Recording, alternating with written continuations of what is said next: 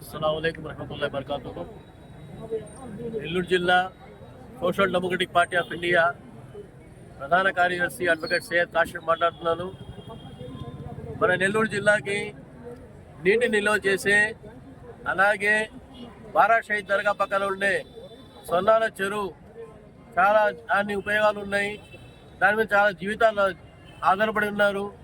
అలాంటి సొన్నాల చెరువులో గత కొన్ని సంవత్సరాల నుంచి అంబాపురం కొత్తూరు దగ్గర కూడా ఆక్రమణ జరిగింది. ఇప్పుడు ఆ సొన్నాల చెరువు ఇంకా ఆక్రమణ చేసుకుంటూ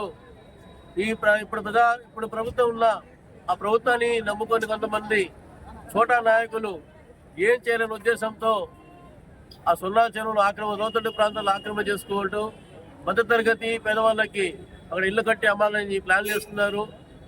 ఈ విషయం తెలిసిన social democratic party of India నేడు జిల్లా కలెక్టర్ గారికి మెమోరాండం ఇవ్వడం జరిగింది.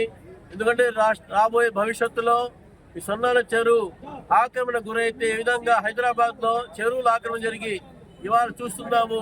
వరదలు వస్తే, తుఫాన్లు వస్తే ఇంకా హైదరాబాద్ మునిగిపోతుంది.